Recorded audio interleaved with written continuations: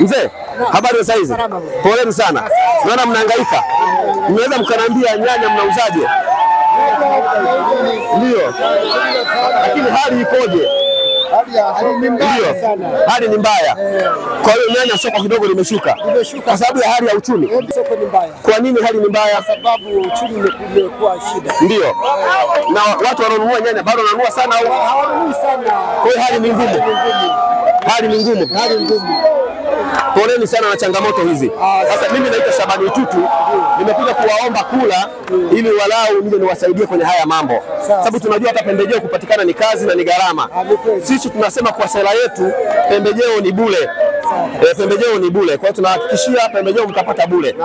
Na mbolea ni bure. Sisi tumesema pembejeo ndio mbolea hiyo hiyo. Kwa hiyo mtapata bure. Na tumeahidi kuleta matrekta kila kijiji atakuwa analima bure. Kwa hiyo tunawashukuru sana. Sisi tunakuja hivi kwa ajili ya kuomba kura mguu kwa mguu. Mikutano haisaidii sana.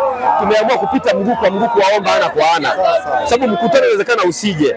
Lakini tukikufuata hapa ulipo tunakukuta moja kwa moja. Naomba mtuombee kwa Mungu kwa sababu samaki kwa sasa wanapanda bei kwa sababu wengi wanaenda nje, wanapelekwa nje kwa sababu ya viwanda.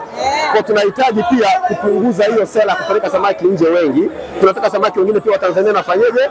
Wawale kwa sababu sisi tunakula samaki kidogo walioharibika. Wenzetu wa Ulaya wanakula fresh fish. Kwa hiyo tutapunguza ushuru kidogo walau na nyinyi muweze kupata samaki kwa bei nafuu. Maana yake pia biashara itachangamka. Tunawatakia kila laheri, mtuombee kwa Mungu. Nimekuja kuwaomba kula. Nagombea ubunge jimbo la Ilemela. Na mafundi, habari zenu?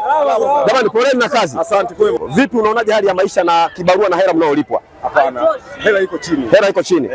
Mimi niwaombe kwamba kibarua analipo shilingi ngapi kwa siku hapa? Analipo shilingi 10,000. 10,000.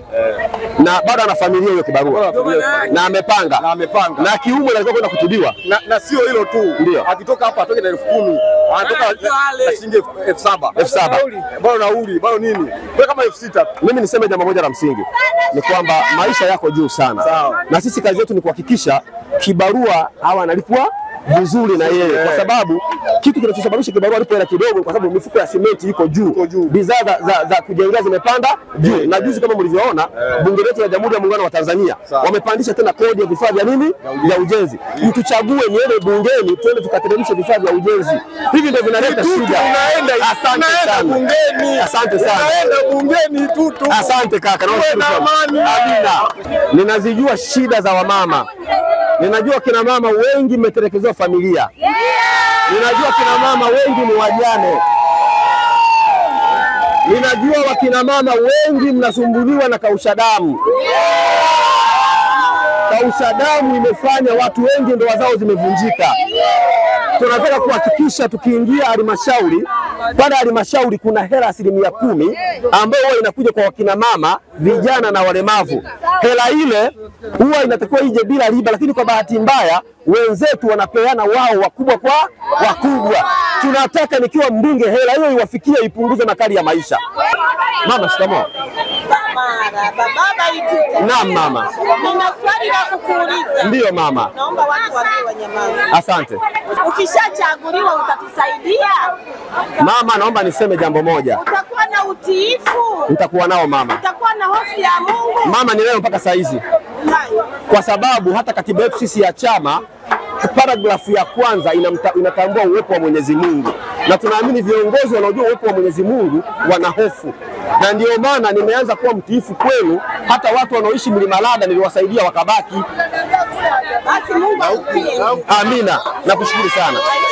Asante sana. Niombe. Mungu Baba, katika jina la Yesu. Mungu mwenye nguvu, Mungu mwenye uwezo, Mungu mwenye upendo.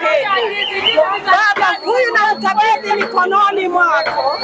Ukamlinde, ukamtetee, ukampe upendo wa kuweza kuwashika wananchi na kuwaongoza